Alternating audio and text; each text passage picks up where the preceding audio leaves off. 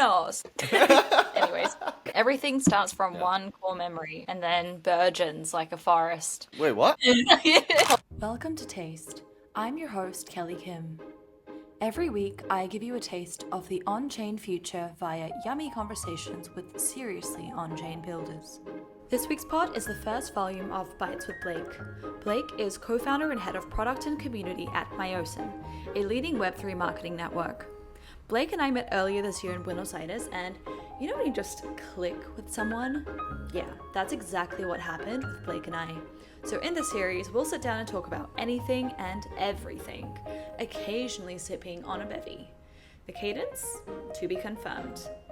This should be a treat to listen to, and remember, nobody will judge you if you happen to just cackle on the street. So, enjoy. Things down in cold Argentina, I guess. Cold Argentina, yeah. I would say it's more of a nippy, like it kind of nips you in the bud. But I personally really like it. What's it like in New York? It's delightful. It's like perfect weather right now. It's like so many people just like drinking outside, and it's just like beautiful sunsets all week. I think today is like the first day. It's a little cloudy. Could you walk around naked and be okay? Well, like legally? I would say biologically, would you feel okay? Yeah, but you could walk around biologically naked most of the year outside of the winter, right? Because if it's warm, if it's too hot, you want to be naked. I guess I'm assuming you're not super fair skinned, you're going to burn and become a lobster instantly. But, you know, from a sweating perspective, you could walk around naked for most of the year in New York, probably. So if that's what floats your boat, right. I mean, go with it. Yeah. You look something at, you desire to do? No, I sound like such a boomer, but I was about to say, these young ones, they walk around naked anyway. They don't wear anything. You should give it a shot sometime. It's quite comfortable. I might, and that would be my one-way ticket to going viral because, I mean, not that my bits are that interesting, honestly, but anyways, it's really great to hear that there's good weather. My bits aren't that interesting. That's a very Commonwealth way of putting things, yeah. My bits are not that interesting. My little bits are not that interesting. I'm ready to be a boomer. I think I already have at least the... You have boomer tendencies. Vocabulary. Yeah, the spirit. Yeah. I have little Freudian slips of boomerism. Well, now we have Gen Alpha coming out. We are only getting older and they're only getting younger, I guess. I don't know. Gosh, I'm not ready for this. I feel depressed already. Well, this is a great start to a podcast. A very optimistic start. We're very optimistic here. Just to change the subject, let's talk about how we met, because I think this is a story that everyone should pay heed to. We met in Buenos Aires, in Argentina. Yes. And I remember I was sitting, we were at La Maquinita, the co-working part of Buenos. That was really cool because it was all free and like they had free media. Which we should also give a shout out to. Follow, what's their handle? It's like Moo XYZ. I think they change it for every location they go to, which I don't think is a good policy. That's tricky. Here it is. Yeah, it's the Moo _ XYZ, but Moo is MU. Right. I never found out what Moo meant. MU. It's like a reference to something. I can't remember it. Not Dune, but it's a reference to, I want to say like Flatland. It was a very dev-centric reference. This is something a dev would do.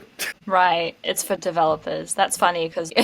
You and I work in marketing and we just rocked up. Hey, what's up? Like, hey. But honestly, it's the non-devs that bring the Moo to life, I believe. That's right. So no one's marketing it. No one's marketing this. There's no hope for devs without marketing. That's what we say, right? That's right. You build it and they do not just come. As we've known in Web 2 and in Web 3. And if you build something, you got to sell it. Exactly. It's just like meme coins. Like, what's the point? You need marketing. Well, meme coins are the complete opposite. There's like no product, and it's all marketing. So all speculation. But that's the interesting thing, right? Where was I? It's just a spectrum. How we met. Sorry. Yeah, we keep diverging. We have too much fun. Yeah.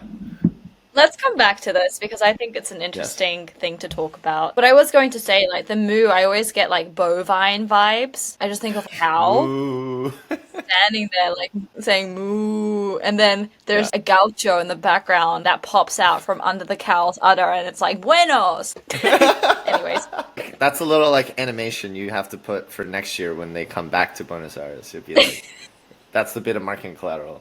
And then the udder is, you know how the Moo kind of is like this funny cartoon face anyways? That's where you put Moo logo. And then he goes, buenos. It'll be good. This is a live branding session. Anyways, back to how we met. Yes, back to how we met. Yes. So I remember I would go to this co-work. I was like going for 2 weeks and I didn't talk to anyone. I would just walk in, put my shit down, get to work, not talk to anyone. Occasionally I would look up. And on that day, I looked up and you were there. And you were like, hey, what'd you say? I called you someone else. There was someone else like posting. Smooth. What did I call? Smooth. I think I called you like Eileen or something, or someone else who I thought I had seen in the moon chat. I was like, hey, are you? And you're like, no, I'm Kelly. I was like, oh, okay. In my head, I was probably like, this fucker. Yeah. But then I just sat down and we just started chatting, and then we're like, I don't know, we just hit it off, I guess. Yeah. Actually, I think we discovered we were both going to Peggy, and we were like, you're one of me. Yes. And then we went on a little venture to Ninina, the cafe. That was a really fun time. Ninina. And we just vibed out there. Then we went to Peggy Goo, and then we made a little group of friends that we just kept going to things with. And it's history from there. I don't know. Yeah. It all started from that core memory. Everything starts from one core memory and then burgeons like a forest. Wait, what? Hold on, there's also a lag, and so everything's 2x funnier than it really is. You gotta give everything a second to get the reaction. And you're like, Oh my gosh, even that reaction was lagged, and that cracks me up. So, our friendship got started down under in Argentina. And then I guess continued on the internet. On chain even, I would say. On chain. We've been minting things. Minting each other's stuff and content. And that's how you know it's real. If it ain't on chain, it ain't real. Is that the future of human connection and friendships? We're all minting each other's shit? I don't know. We'll find out. I really hope so. It's better than a clumsy heart reaction to your story. You know what I just realized? I mean, because everyone's dealing with... I mean, it is funny, though. Sometimes those things can lead to good things, all I'm saying, because it goes both ways. But what I'm realizing is that meta is just the modern version of like Facebook pokes back 2011. I don't know if you remember that. That was me early in college. There's this girl, we just poked back and forth. And then it became a meme, and then it just became a long could we go. I think we went 2 years at least. And then eventually we all stopped using Facebook. She's married now. If she ever hears this, which she won't, she'll know who she is. We're still friends. Yeah. Anyways. Yeah. Whoever you poked, they'll know who they are. If you poked you'll know. Pokey. I just tried this new, what's it? By Oscillator. It's called Poke WTF. Is it like on-chain poking? I think it's like related to your list. Yeah. I need to go back and check who poked me. Wait, send it to me. I want to poke people. Yeah. Yeah, no, I'll definitely send it to you. I feel it would be a crime to not let you poke people on chain. Like, it seems like you're really good at that. Yes, I'm chronically online. But I honestly fucking love it, because I think a lot of people are so anti-social media. And maybe it's because I'm like a digital nomad at the moment, or semi-nomadic, I guess. Or maybe it's just because like my personality or the nature of this industry. But the internet's so cool. There's so much fun stuff you can find. Creativity and music and art and entertainment and learning. Why would I not want exposure to that? It's not like I suddenly hate the physical world, right? I'm still in it. I'm still like, I still go to the gym. I still walk around, touch grass. But I think it's really just balance is the issue. For sure. I think because people think of it as a binary, like a either or. Oh, you're internet native? You can't like nature. What are you on about? But maybe I do like to eat. I mean, touch some grass and be on the internet. Nice. Well, sure, I'll eat dirt too, whatever. That's how much I love nature. That's the New Zealand version of touch grass. They're just munching on dirt over there.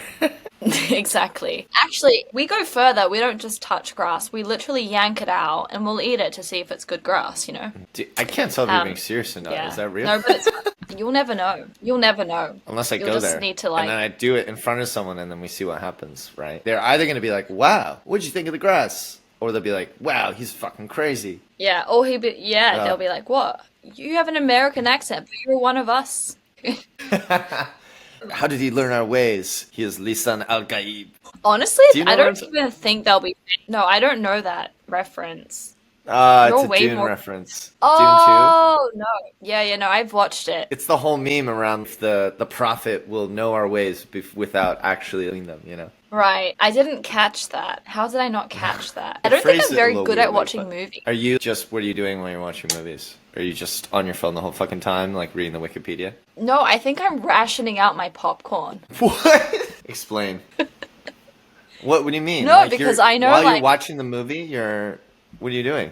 You know how you buy popcorn, and most Yeah. people, the average Joe, will go in and get half of the popcorn during the ads at the beginning. And because Yeah. I think I'm a better person than that, I like try to ration out my popcorn, so I have to really pay attention to how I'm consuming my popcorn. And for this reason, I don't like to share my popcorn, even though I do. But yeah, that's what I do during movies. Well, we're the same kind of weird, because it also frustrates me when I share my popcorn with others, and the movie hasn't started yet. Why have you eaten half the popcorn?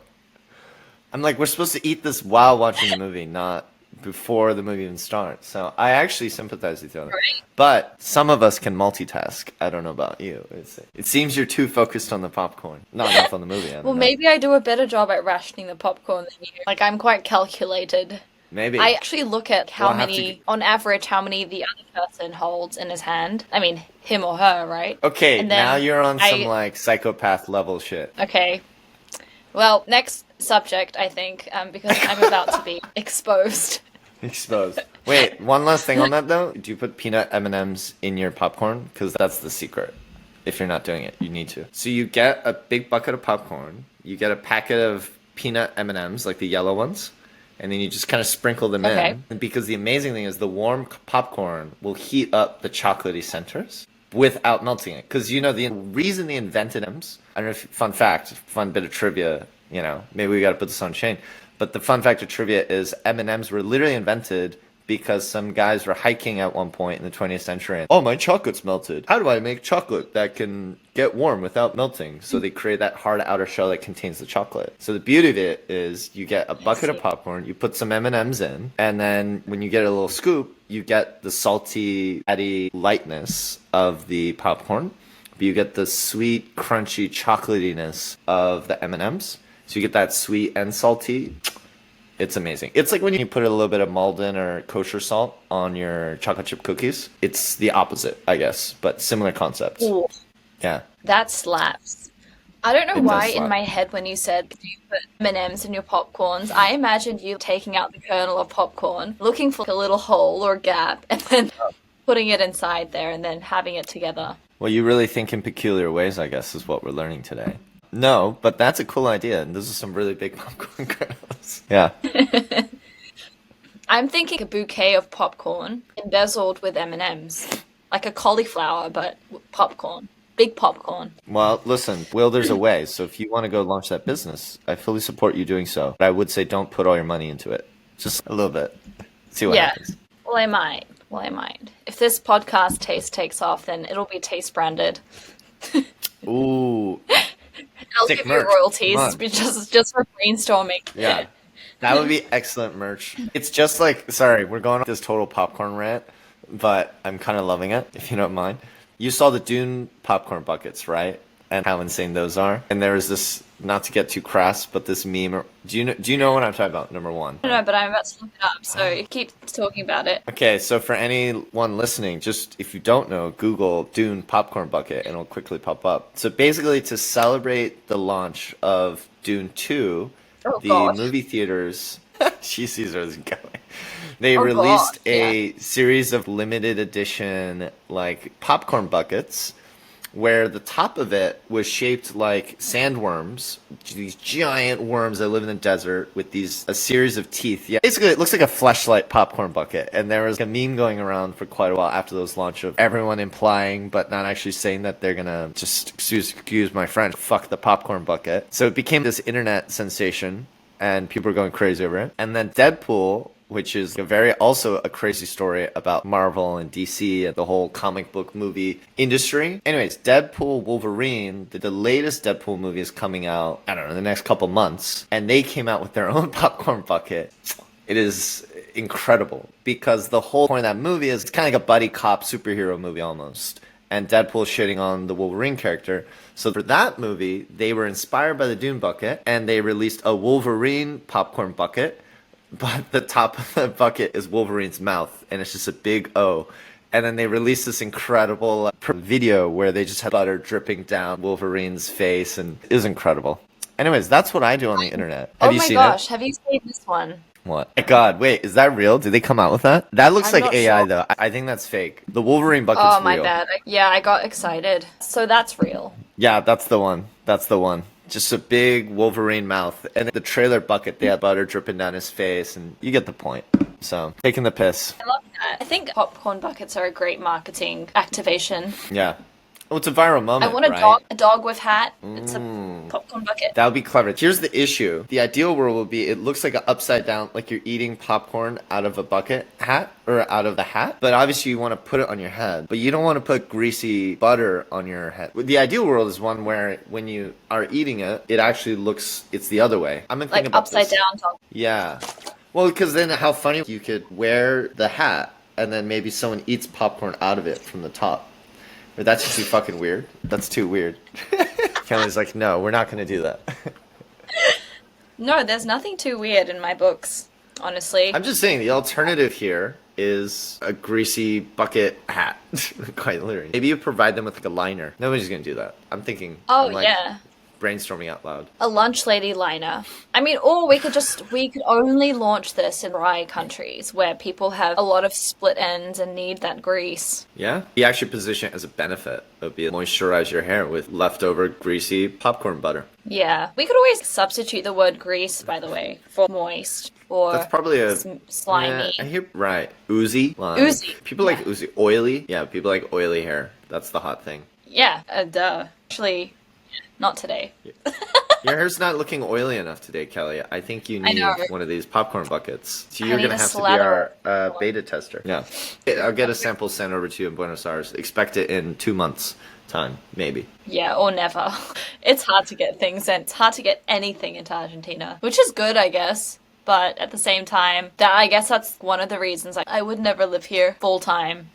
Yeah. It was a challenge. I was trying to get my usual... there's just a lot of things I realized when I came back that I missed. Like your chocolates. Yeah, my chocolates. Can I bring you one of them right now? It's the Ritter ones. Oh my god, I love Ritter Sport. Random shit like... I went to my local bodega. It's not even that nice a bodega, but it's some delicious graham cracker chocolate. Oh, good. And of course, the Ritter Sport. This is pretty common, but there's all these other types of chocolate that you wouldn't find unless you're a bougie New Yorker, I guess, at some random bodega. Yeah. I'm guessing you're one of those. Yes, unfortunately. But at least I'm not too proud to admit it, or not admit it. Don't mind me, I'm just moisturizing my lips. Don't mind me, just having some chocolate. This is the most fun I've had on a podcast. Do you do this? I find these are so hard to finger, so you just have to put your mouth on it. Wow, yeah. Phrasing. No, I just use chapstick. That's a good solution. Well, isn't the popular one like it looks like an egg and then you open it and then it's like an egg thing, but you apply it just like chapstick. Yeah, I've seen that. It's just when I whip it out in public, I feel weird. Like you're putting an egg on your lips. Also look quite young, so it might not make much of a difference. Right. Okay, maybe I'll just use that to my advantage. Lean into it. Yeah. Okay, I'll do that while I can. I think I have a few extra years of that. No, you know the meme, right? All Asian ladies, especially Korean ones, you're gonna look the same until you're 80, and then you're just suddenly, you're gonna have the shrivel up. Yeah, you're gonna shrivel up. You're gonna have the edge of my hair with the perm. Gosh, I think I'm just gonna go white or bald. I'll just go bald. Don't go bald. No? That's not even funny to joke about. I'm envisioning you bald right now. I'm sorry. It's not going to look good for anybody. Okay. I think most people, in general, hair is kind of important for most people. Yeah, I can't think of a single movie character that looks good bald. Maybe Voldemort, because that's his thing. That's his... Yeah, the evil lord. I mean, that's what I want to look like when I'm doing my beauty routine. I think the Hitler when you're that of age... Harry Potter. Sorry, oh gosh, thou who should not be named. Yes, I think it's he who shall not be named. Is that the New Zealand version? I don't know. Yeah. I guess I'm just putting my own twist on everything now, but sure. Yeah. That's what she does. She counts her popcorn. She renames Voldemort. I don't know. Yeah. That's what we do. Hey, you want to talk about Myosin? Or not really. I could talk about it for a bit. Yeah, we should probably give the listeners something else than popcorn and hair. Yeah, you just want to go into it? I can just go into the thing very quickly. How do we get started? So my background is very much early stage tech, product, venture.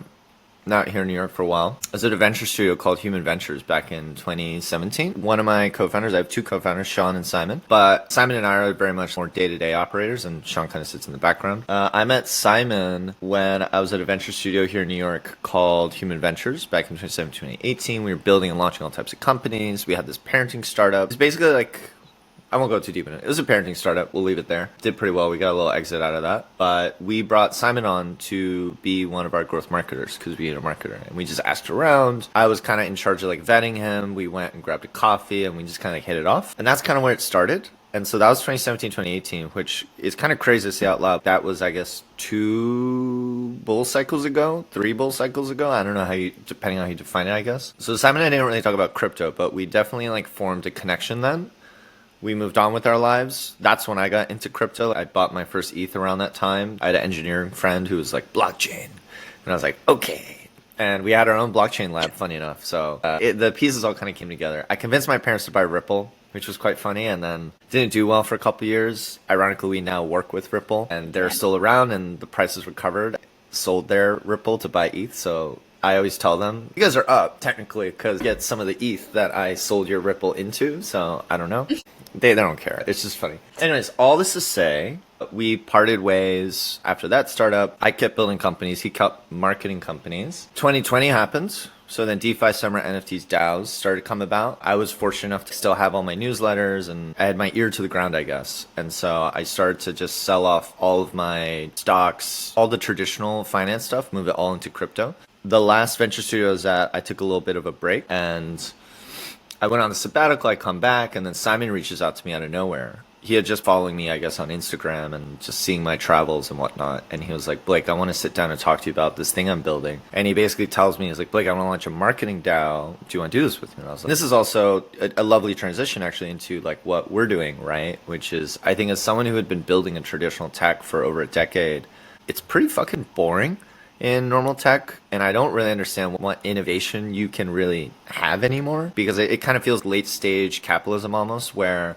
everything to be disrupted and built has pretty much been disrupted or built in the traditional sense of regular tech. And the monopolies that Facebook, Google, Amazon, all these other guys have make it such that it's really hard, even if there is a new opportunity, to really build those things. And so with blockchain, it just felt to me like, hey, there's this entire new frontier of how we can build this new internet, this thing we call Web3. And I was really keen to get into the space. I just couldn't figure out how. And so when Simon came to me, had this idea, this is perfect. It's a great mix of everything I've been doing. Also, my career, I had spent 3 years building and launching a brand strategy consultancy. So that was my formative professional experience, I guess, before I went into venture building. So it was kind of this perfect combination of 2 things I was really good at, which was thinking about marketing and branding and strategy, building a new company from the ground up. And so that's what we've been doing for the past 2.5 years. And I realized I didn't actually explain what Myosin is, which is the TLDR is we call ourselves the ultimate marketing network. And what that really means is we are a marketing DAO, but we're very particular in how we've structured it, because I think not to sound egotistical or anything, but I think in my experience building early stage companies, reality is any new company, you really need strong leadership. You need people to set a vision. You need people to just kind of pick up the shit and get things done when it needs to get done.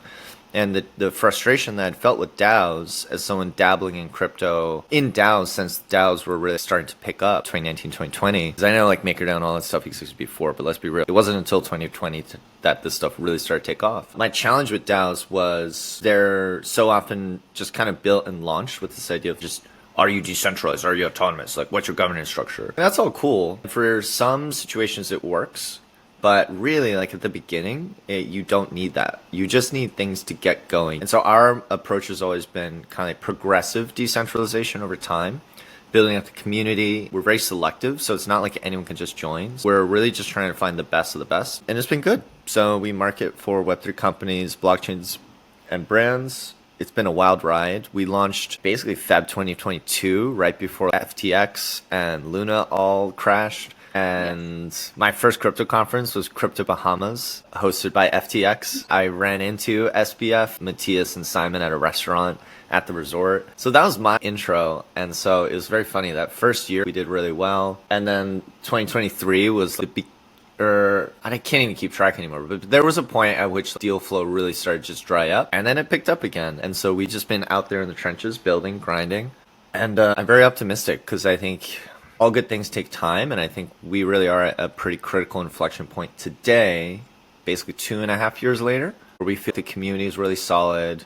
We have this global network across the world, many of whom, like Simon and I, have met in person, and we are rapidly accelerating, I think, decentralizing ourselves Because eventually Simon and I shouldn't have to really be day-to-day operators. We're just going to eventually be going around spreading the holy gospel. The members kind of run it.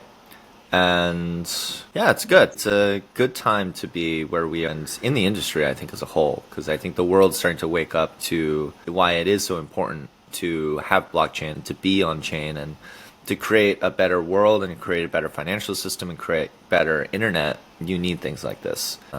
So that's a very long answer to your initial question. Yeah. No, I like that, especially the part when you ran into SBF. You know how the first thing when you meet, like, for example, I meet someone on the internet. I just wonder, how tall is this person?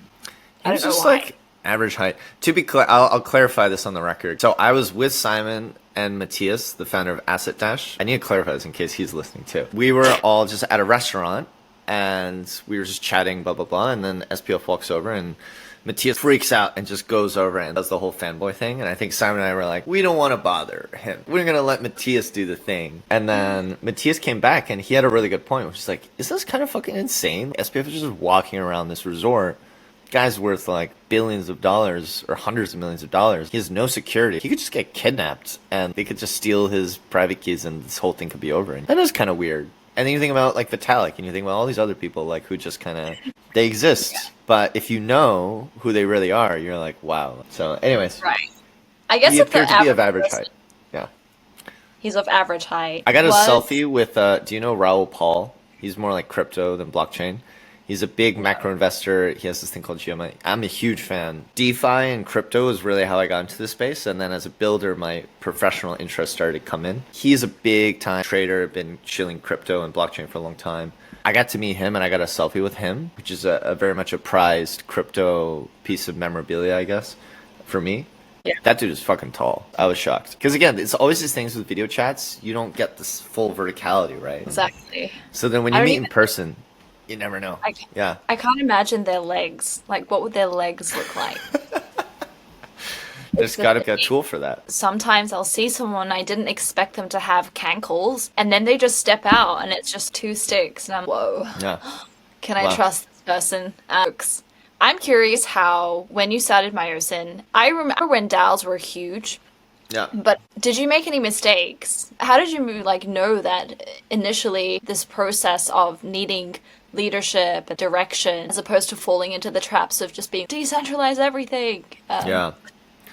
I mean, we've definitely made mistakes, which I'll get to in a second. But I think on that second question first of how do we know? I mean, we didn't know, but we had a hypothesis. And I think it was just based on experience of building companies in Web 2, which I think is a really important point to make, because I think so many people, because we're in this like frontier industry, I think so many of us seem to think that it's different. And it is different, but there's also a lot of things that aren't different, which is in regular tech. Peter Thiel wrote a whole fucking book about this called 0 to 1, right? And he literally says, if you build it, they don't come. And it's been that way in technology since the 90s. And just because we have suddenly blockchain doesn't mean that's changed either. Right? We give a workshop to VCs and portfolio companies all the time, and one of the things we stress is marketing and product are two halves of the whole. If you have only product and no marketing, yeah, like some products are just going to magically find product market fit because it's so good and it hits that perfect need. But 99% of the time, nothing fucking happens, right? You don't magically get users because you built something interesting. There's a lot of iteration, and poking. Yeah, you got to fucking do it. Yeah, and at the same time, if you're all marketing and no product, that's basically what a shitcoin is, or a meme coin, or a scene coin, or whatever you call it. The magic of Web3 is there is a world in which if you look at Doge or Bonk or some of these guys, you can basically crowdfund your way through marketing to then reverse your way into building some kind of product that then supports the marketing so it doesn't collapse. Again, 99% of the time that doesn't happen, and it just collapses anyways. So it's kind of like on either end, you need both. I guess all this to say is the same thing with building a company is it's not any different. People are people. And maybe because I was a psych and business major, people need incentives, people need structure. Like DAOs don't suddenly change human nature, right? Because what DAOs do is they organize people, and people need leadership. People need structure. Once you have trust, right, and you have these relationships, then you can decentralize this because now you can trust that they're going to do it. But I guess it's like in blockchain, we're so focused on trustlessness, right? Because we're a bunch of devs that you need frankly speaking, I think more practical people who understand how people work and how businesses work, not so much the engineering of it. Because really a DAO, in my opinion, is just an update and a restructuring of how companies can be operated or communities, depending. Yeah, so there's that. And now in terms of mistakes we've made or things we've learned, I mean, there's a lot. That's a big question over the past 2.5 years. I think, I don't know. We've gone through ups and downs. I think it's funny, like 2.5 years later, we look back, like the original vision was still correct. We're actually finding ourselves in this kind of full circle moment. We were trying to build a lot of, when we first started, I think the idea was bootstrap. Here's the other reason a lot of DAOs don't work, is a lot of them don't have fucking business models, or they don't have any way to, and they don't have an actual mission. Right? Because so many of them are just, they say community with a shared bank account. And I fucking hate that because that's just a community with a shared bank account. That's not my idea of what a DAO is. And a DAO to me is like a new type of company, new type of community that gets something done. And I think the issue is most people don't have that first part. It's like, what are you actually doing? And then like, how are you going to do it? Right? And to do it, if you want to decentralize this thing, unless you want to be the person like grinding day in and day out, which Simon and I do every day still, and we're trying to get better at it, you need to have money, right? Or you need a real way to incentivize people to do the thing that needs to get done. So that's why for me, it's like to get a DAO to really work, you either need to have a lot of money, a lot of resource, or a way to make money, right? And so our original idea was always build a service DAO, build this agency model, because also agency models suck. There's a whole video on our website you can watch about why our model is much better. TLDR is through our model, you could be a freelancer, earn revenue, earn ownership, and actually participate in the network and get what you put in, get out what you put in, versus just like being an hourly freelancer working for a big company where the partners take all the profit. That's the TLDR. Nice. So anyways, I don't know. I just went on like a huge rant there, but there were mistakes made. And I think, yeah, we've been figuring it out. I think some of it was like bringing on people that there was a lot of like trial and experimentation with people, leadership roles of like, everyone's got an opinion. We're like, okay, come in, try it out. Didn't quite work out. Some people like you think are going to be good because they were really good in Web 2 and it's just a totally different world. And then they're trying to get us to use tools that just aren't relevant, or we like put a lot of time and resource into doing things that don't really have a huge payout. With our product studio, I think try to build some products that were like trying to be more B2B like. And then we realized after we built it and tested it, we're like, there aren't enough businesses to really even sell this to, or the business just don't even want it. So a lot of things, I don't know. But we've been learning and yeah, I feel good about it. Yeah, because I think, again, it's like we're at the point where like the DAO is the product, really. Because my role is head of product and community. And I think we were trying to build a bunch of other stuff. And I think where we've come to in just the past couple of weeks is like, no, like we should just focus all our efforts on how do we systematize, productize, and decentralize the DAO itself. So if we can do that, we could scale revenues and thus the opportunity for all of our members and our clients 100x, right? You can really build something unique. To my knowledge, one of the few DAOs that are really still functioning and potentially growing and scaling, or at least like steady state. So there's clearly something here. It's more just like, how do you now take it to the next level, which is not an easy task, but I think we're well set up for, hopefully. Yeah. Yeah, I mean, there's such an art to it. How do you stay with good cash flow?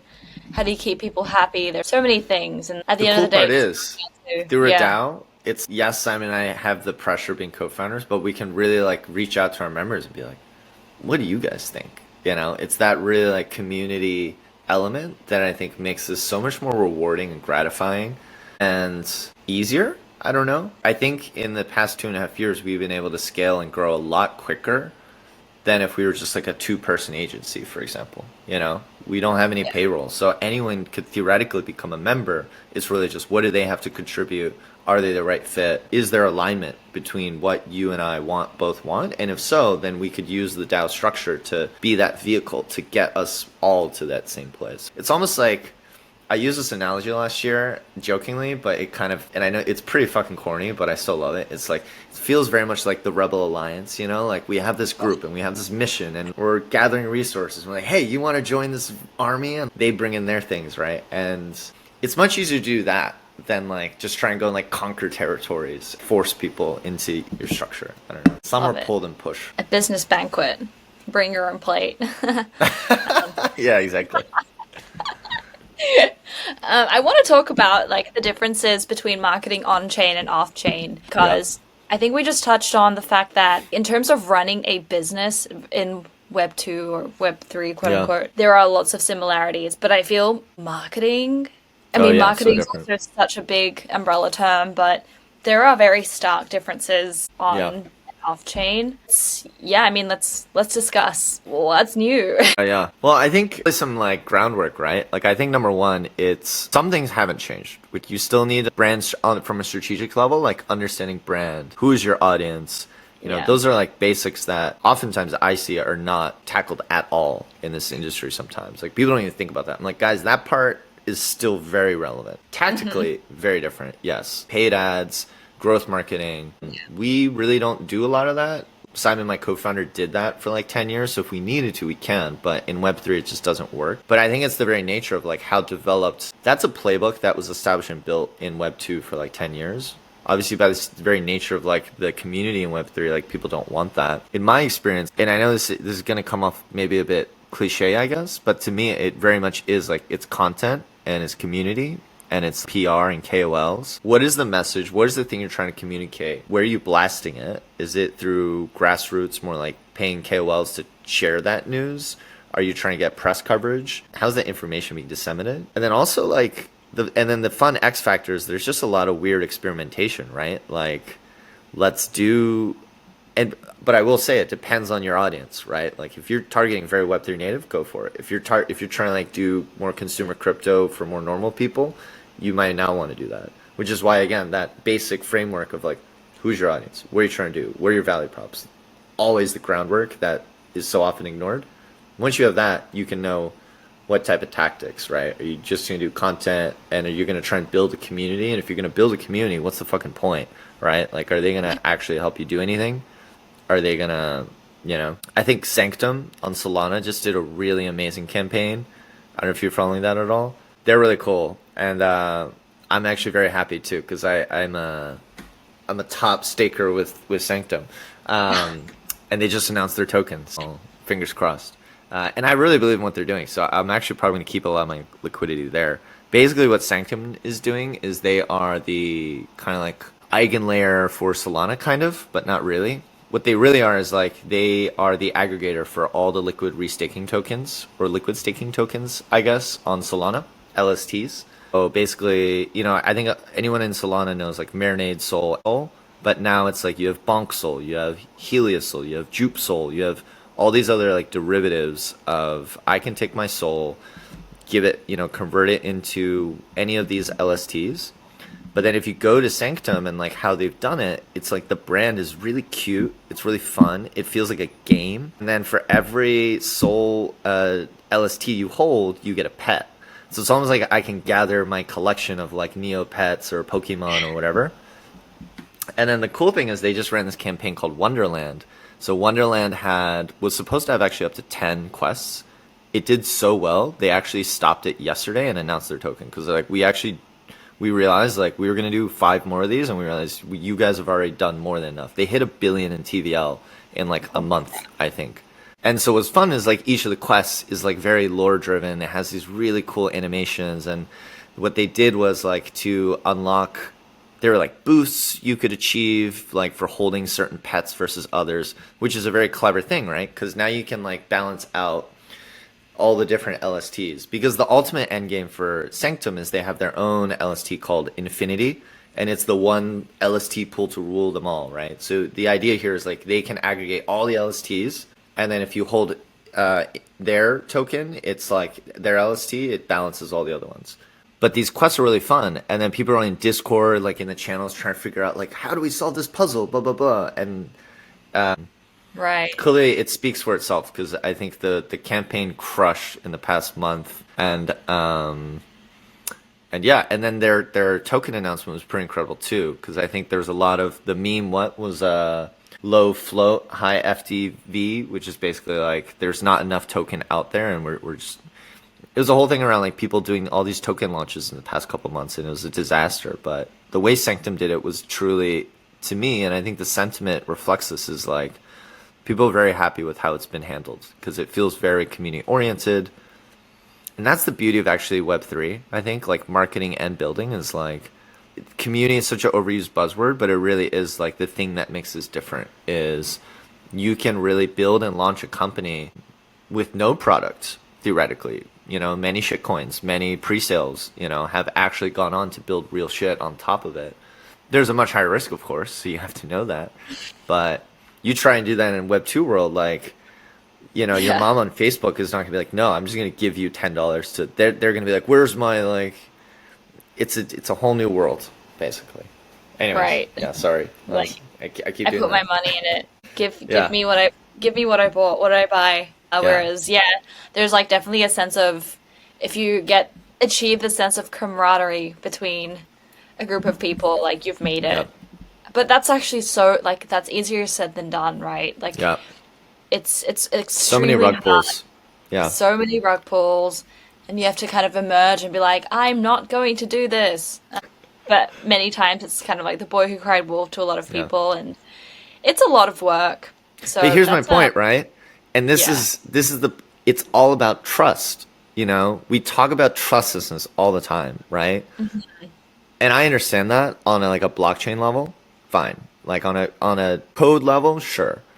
But with Yeah. humans, trust, that's it. Why do we go to conferences? So we can build trust, so we can meet people and see them in person and be like, "Oh, you're Yeah. not this cartoon character on They're Telegram." like, I get a good vibe check. It's so much is human beings. That's it. Like, so I Yeah. think it's the same thing with building a company or any of it. Is like, how do I trust you're not gonna be wrong? It'd be like, you see my face. I talk a lot. I seem like a good person.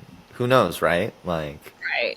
by the way, Right. I am not a rug puller. Just like clarifying there. I'm just I hypothetically. mean, you kind of look like no. I'm gonna switch it up. I'm It's anti-rug the puller right backward here. cap. Yeah, it's a syndicate hat, by the way. Love syndicate. Yeah, Shout out to Syndicate. yeah, Sweet.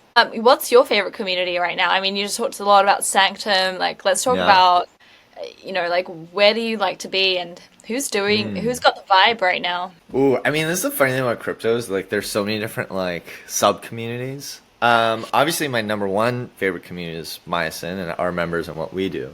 But if we're not including that, I would say I honestly really like FWB and like the vibes they curate. And we're also C Club alumni, C Club '05, I believe we were.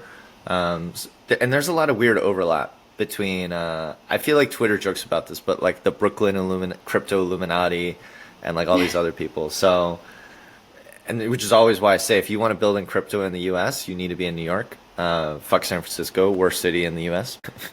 Hot take, not so hot take. I think Hot most people take. agree. No, but yeah, I think it's FWB. Really excited to go to Fest. I actually very much view them as kind of like, you know, they were one of the OG DAOs before Myosin launched, but like they've been big supporters of I think what we've been doing this whole time. Like Greg was at the very first party we ever threw out at ETH Denver when we launched, and it's been really fun to just like watch them learn and evolve over time. And it's actually they've kind of gone into a similar model of what we're doing, which is like they have their community and they have like a product studio and they fundraise for that product studio. That was kind of like where we were starting to move. I think we have our own takes on that, but all that being said, like there's a very much cultural element to it, and like understanding that I agree with this thesis that culture is what drives adoption. You know, I think I was at ETH Denver in March and I was watching our buddy, our homie Greg, give a talk, or he was on a panel, and it's so funny. One of the other guys was a complete, like, of course, like Web3 dev nerd who like doesn't understand how people work, and he was going on and on about like again like trustlessness and like everything should be tradable and everything should be tokenized. And I think Greg had a really great quote, which was like, "Not everyone cares about speculation and gambling.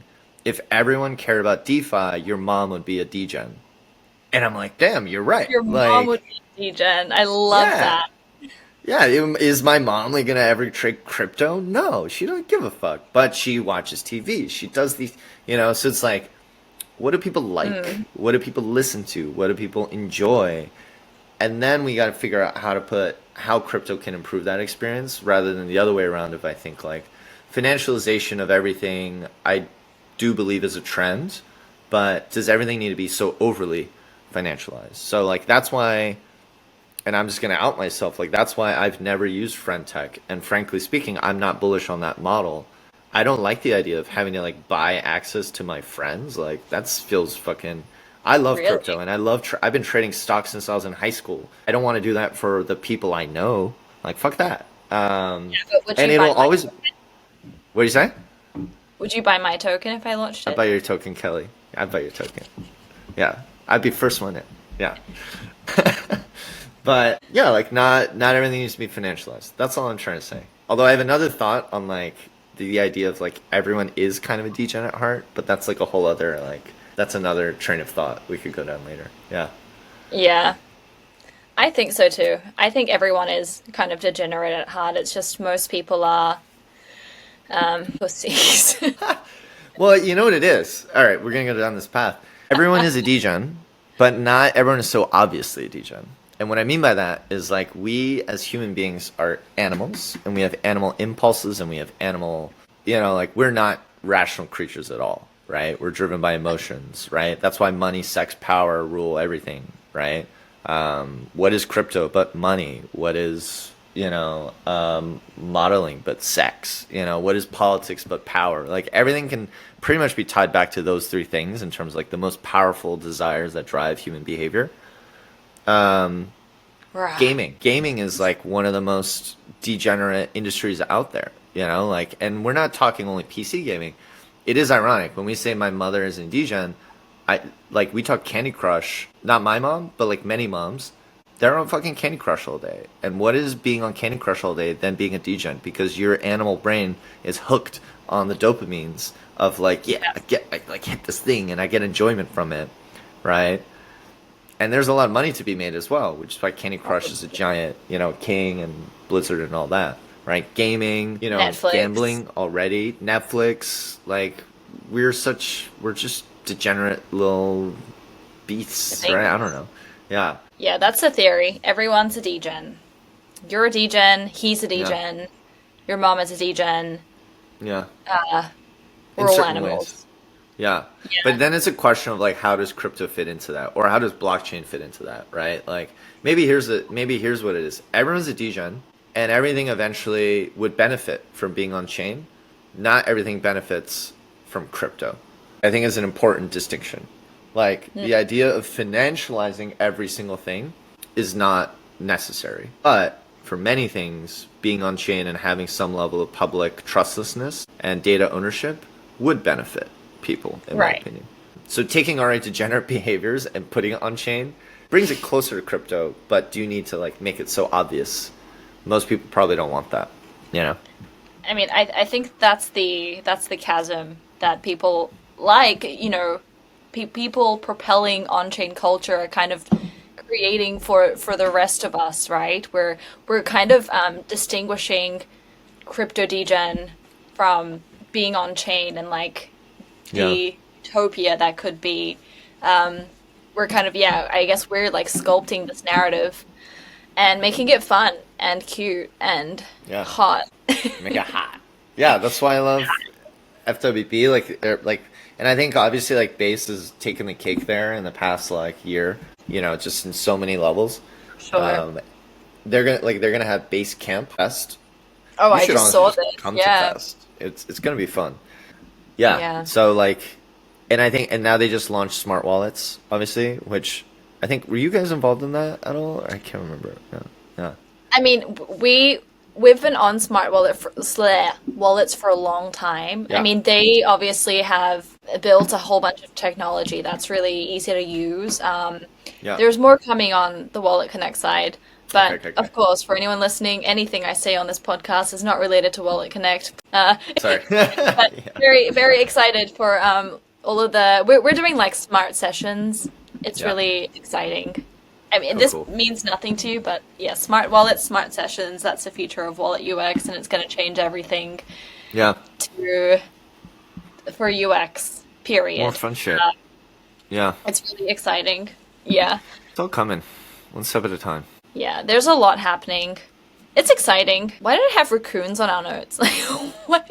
We're just like, what should we chat about? And we're also talking The about last bullet raccoons. point was raccoons. They're really cute. Good chat. Excellent, then. Yeah. What do you think of raccoons? They're really cute.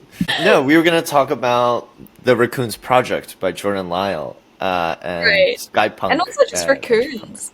Yeah, Like you and I Skylab. share. I think our Yeah, whole entire like yeah, off-chain chat yeah. is Raccoons. raccoons. You know what it is? I was actually. This is weird, but I'll admit it. I was literally thinking about like I don't know. I had some moment of like revelation last night on like why raccoons are such amazing creatures. And I think it's because they're like, they have the cuteness of like a dog, but the intelligence of like almost a human, but not quite enough. But their little hands and their little like bandit looking faces Yeah. kind of like anthropomorphizes a raccoon and like, it's just the right level of like, it's human-esque and it has human-like qualities, but it Yeah. doesn't look like a monkey or anything, so you don't feel uncomfortable with it. It just kind of feels like a very smart dog with hands, almost, right? Like we already love dogs, but it's like a smarter dog that has hands and like can do kind of human things, but isn't a Yeah. human and isn't like Relatable. related to us at all, you know? So it gives you that Relatable? comfort. Not related. Yeah, relatable. Because you know, with the monkey, they're cute, but you're like we literally, as a human, I'm on the same genetic tree. Yeah. And yeah, sure, every animal, if you back it back far enough, we might all be related, but like it feels removed enough, but similar Yeah. enough, you know? I think that's It's a different for me like at least. it's definitely a different reference. Like if you call someone a monkey, it's not nice. Is it? I Yeah. don't know. Like if someone called me a monkey, I'd be like, "Oh Well, yeah, there's like a well, whole racist thing around calling people monkeys, at least in the States, so gorilla." yeah, probably not. Oh, interesting. Yeah, the States had some weird racial Yeah, we had this thing called references there. slavery, Kelly. I don't know if you've ever heard of it. Yeah.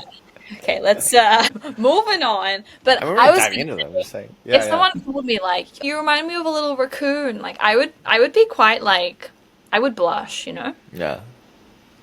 So, You remind me of a little raccoon right now. You're just like, eh. Yeah. yeah. No, I was just saying, I was Okay. testing it. I don't know, it's just not blushing. It's not working. No, But, I did, but just it yeah. didn't show on my face because I had to put on the podcast face. It was in my hands though. Okay. Do your little raccoon hands. They're just tiny paws, you know? They're like paws with little, you know? They have human-esque qualities. And that's, I think, why I love them so much. They like, They're also degen. Like they eat chickens, yeah. right? Yeah. And they eat trash, and like, it's just the kind of, there's a whole lore. Trash pandas is such a cute, like, silly. It's the juxtaposition and the memification of it all, right? Like, Yeah. it's just funny. I don't know what it is, but Memeable raccoons. they're But just, it's a cute. good project. Yeah, yeah. We need to bring it back. Yeah, I want the price to go up yeah. on my little raccoon. Little raccoon. It's so weird. I'm pretty sure I have the Wall Street raccoon because honestly, what stopped me from going all the way to the top was like I don't want the grandfather raccoon because he looks all old and stodgy. So I didn't want the whole set. Well, that's ageist, isn't it, Blake? Yeah. Do I care? No. They're not my employer. No, I wanted like the sexy like mid-age like Wolf of Wall Street raccoon. That was the Right. adult one. So I wanted the baby, the teenager was like a rock star. But wait, by the way, we should give people some context for this if they're so basically, do you want to do it or you want me to do it? I don't know. I mean, you can do it. Basically, Raccoons was an NFT project launched by, I think, VenturePunk, which is Jordan Lyall, and he's like a crypto builder. The whole idea was you get these really cute baby raccoon NFTs, and you buy a bunch of them, and then you basically can burn 2 baby raccoons to get an infant raccoon. You burn 2 infant raccoons to get a teenage raccoon, and it's just this continuing scheme to like get to the next level. So the whole idea is you want to buy a lot of baby raccoons to get that whole collection because you're gonna have to burn and basically murder a bunch of baby raccoons It to sounds get the next thing. ridiculous. It is ridiculous and it's fucking amazing and it was great and we loved it and we bought it because it turned out that Kelly and I were just chatting about raccoons and we're like, I think you were like, yeah, there's this NFT project on raccoons. I was like, I know that project. I thought I was the only one. Like, so No, we're all degen enough to buy these fucking raccoons. yeah, we bought some raccoon pictures on the internet and then burned them to get better raccoon pictures. It's for the aesthetics of my wallet, honestly. Like nowadays, when I like think about minting, I'm like, will this look good on my Xerion or like whatever? Yeah, What- I agree. But and they look kind of cute, and I think if someone like saw my wallet, they'd be like, "Oh, this girl, she's definitely not gonna rug pull me. Like, look at this." Yeah, I love that. Do you look at people's wallets on their like? You have a Not stalker? enough. Yeah. Not enough. But I think I will. I think that's Yeah. I have in Xerion you can track people's. I track a couple. The nice thing with ENS is you can just like, it's much easier to stalk. But I've really it's been mostly like larger figures where like they're more prominent. I'm like, I wonder what they're holding. But it is fascinating. You look at some of their like. For me, I keep a relatively small amount of like ETH and stuff on my primary wallet. But on the NFT side, that's where I meant all my stuff because it's like my on-chain profile, I guess. identity. Yeah. But it's funny to like look at other people's crypto wallets and like what they're buying and selling and trading, and you're like, wow, some of these people like, I don't know. I thought I had some kind of size in some of these, and then you're like, wow, my size is not your size. You guys are like, you guys are moving numbers. Yeah. I've been playing around with OX people. It's like What's that one? social media. I'll send it to you later, but it's really fun. I can't keep track anymore. There's too many. Yeah. It's really, really fun. And, hey, we're at like an hour and 15 minutes, and I think, I think we should make this a recurring meeting in the Cal, even though I hate. No, I would do it. Yeah. It's so much fun. And, yeah, okay, well, good Sure. chat. Yeah, all right. She's a nervous little raccoon. I'm the best Yeah. podcaster in the world. That is great. Where? What's next? What's up? What's coming up? Where can people?